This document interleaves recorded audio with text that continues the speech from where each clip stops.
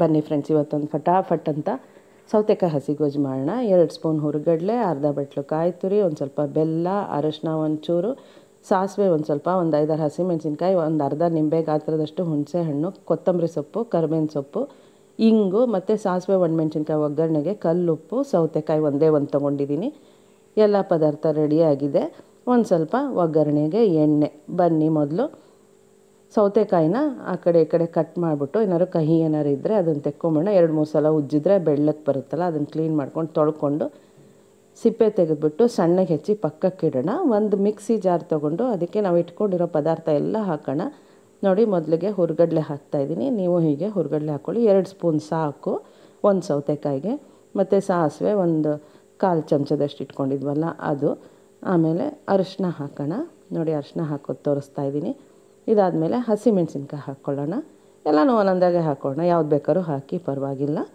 ನೋಡಿ, ಕರಿಬೇವಿನ ಸೊಪ್ಪು ಹಾಕೋಣ. ನೋಡಿ, ಕರಿಬೇವಿನ ಸೊಪ್ಪು ಹಾಕೋದು ಎಲ್ಲ ಮಿಕ್ಸಿ ಜಾರ್ಗೆ. ಇದು ಹಸಿ ಗೊಜ್ಜಾದ್ರಿಂದ ಎಲ್ಲ ಹಸಿಯಾಗೇ ತಿರುಗ್ಕೊಳ್ಳೋದು.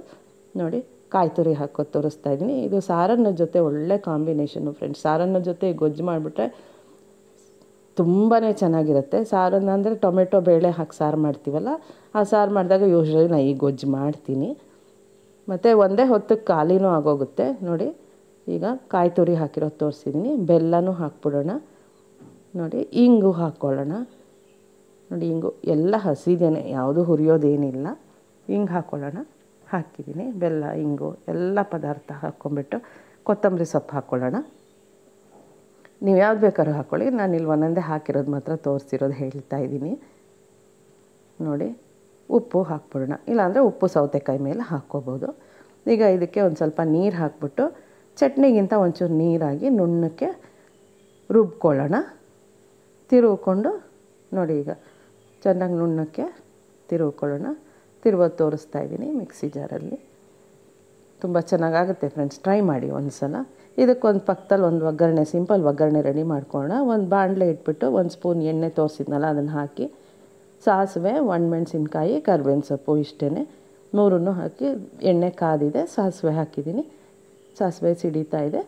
ಒಣಮೆಣ್ಸಿನ್ಕಾಯಿ ಹಾಕೋಣ. ಬ್ಯಾಡಗಿ ಮೆಣಸಿನ್ಕಾಯಿ ತೊಗೊಂಡಿದ್ದೀನಿ, 2 ತುಂಡು ಕಟ್ ಮಾಡಿ ಇಟ್ಕೊಂಡು ಹಾಕಿ, ಕರಿಬೇವಿನ ಸೊಪ್ಪು ಹಾಕಿ ರೆಡಿ ಮಾಡಿ ಇಟ್ಕೊಂಬಿಡೋಣ. ಹಸಿ ಗೊಜ್ಜಾಗಿರೋದ್ರಿಂದ ಒಗ್ಗರಣೆ ತಣ್ಣಗಾಗಲಿ ಒಂಚೂರು. ಇದನ್ನು ರೆಡಿ ಮಾಡಿ ಪಕ್ಕಕ್ಕೆ ಇಟ್ಬಿಡೋಣ.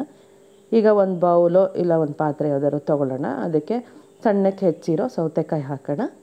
ನೋಡಿ, ಈಗ ಹೆಚ್ಚಿರೋ ಸೌತೆಕಾಯಿ, ಅದು ಒಂದು ಸೌತೆಕಾಯಿ ಮೀಡಿಯಮ್ ಸೈಜ್ ಇತ್ತು, ದೊಡ್ಡ ಬಟ್ಲಲ್ಲಿ 1 ಬಟ್ಲಷ್ಟು ಹೋಳಾಗಿದೆ ಹೆಚ್ಚಿರೋದು.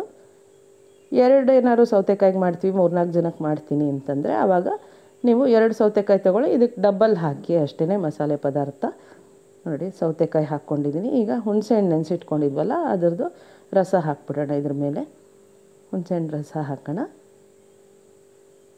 ನೋಡಿ, ರಸ ಹಾಕೋದು ತೋರಿಸ್ತಾ ಇದ್ದೀನಿ. ಹುಣಸೆಹಣ್ಣು ಸಾಕು, ತುಂಬ ಹುಳಿ ಏನು ಬೇಕಾಗಿಲ್ಲ. ಬೆಲ್ಲ ಎಲ್ಲ ಇರೋದ್ರಿಂದ ಒಂಚೂರು ಹುಳಿ ಬೇಕಾಗುತ್ತೆ. ಈಗ ಇದ್ರ ಮೇಲೆ ಎಲ್ಲ ತಿರುವಿಟ್ಕೊಂಡಿರೋ ಮಸಾಲೆನೂ ಹಾಕ್ಬಿಡೋಣ. ನೋಡಿ, ಈಗ ನೋಡಿ ಈ ಥರ ಚಟ್ನಿಗಿನ್ನ ಒಂಚೂರು ನೀರಾಗಿ ಎಲ್ಲ ಬಗ್ಗಿಸ್ಕೊಂಬಿಡೋಣ. ಒಂಚೂರು ಮಿಕ್ಸಿ ಜಾರ್ಗೂ ನೀರು ಹಾಕ್ಬೇಕಾದ್ರೆ ಬಗ್ಗಿಸ್ಕೊಳ್ಳಿ, ತೊಂದರೆ ಇಲ್ಲ. ನೋಡಿ, ಈಗ ಇದ್ರ ಮೇಲೆ ಮಾಡಿಟ್ಕೊಂಡಿರೋ ಒಗ್ಗರಣೆ ಹಾಕೋಣ ಫ್ರೆಂಡ್ಸ್. ಒಗ್ಗರಣೆ ಬಿಸಿಯಾಗಿರೋದು ಬೇಡ, ತಣ್ಣಗಾಗಿರಲಿ. ಇದು ಹಸಿ ಗೊಜ್ಜಾಗಿರೋದ್ರಿಂದ ತಣ್ಣಗಿರೋ ಒಗ್ಗರಣೆ ಹಾಕಿದ್ರೆ ಒಳ್ಳೆಯದು. ನೋಡಿ, ಎಷ್ಟು ಚೆನ್ನಾಗಿ ಗೊಜ್ಜು ರೆಡಿನೇ ಆಗೋಯ್ತು. ಇದಕ್ಕೆ ತುಂಬ ಸಮಯನೂ ತೊಗೊಳ್ಳಲ್ಲ. ಯಾರು ಬರ್ತಾರೆ ಅಂದರೆ ಬೇಗ ಮಾಡಿಬಿಡ್ಬೋದು. ಸಾರು ಮಾಡಿಬಿಟ್ಟು ಬೇಗ ಈ ಗೊಜ್ಜು ಮಾಡಿಟ್ಬಿಟ್ರೆ ಎಂಥವ್ರಾದರೂ ಇಷ್ಟಪಡ್ತಾರೆ. ಒಳ್ಳೆ ಕಾಂಬಿನೇಷನ್ ಇದು. ನೋಡಿ, ಗೊಜ್ಜು ಎಷ್ಟು ಚೆನ್ನಾಗಿ ಕಾಣಿಸ್ತಾ ಇದೆ ಫ್ರೆಂಡ್ಸ್. ಆ ಬಣ್ಣ, ಆ ರುಚಿ ನೀವು ಮಾಡಿ ನೋಡಿ, ಮಾಡಿ ಕಾಮೆಂಟ್ ಬಾಕ್ಸಲ್ಲಿ ತಿಳಿಸಿ ದಯವಿಟ್ಟು ಹೇಗೆ ಬಂತು ಅಂತ.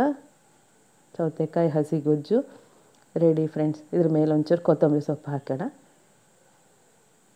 ನೋಡಿ, ಈಗ ಸೌತೆಕಾಯಿ ಹಸಿ ಗೊಜ್ಜು ರೆಡಿ ಫ್ರೆಂಡ್ಸ್.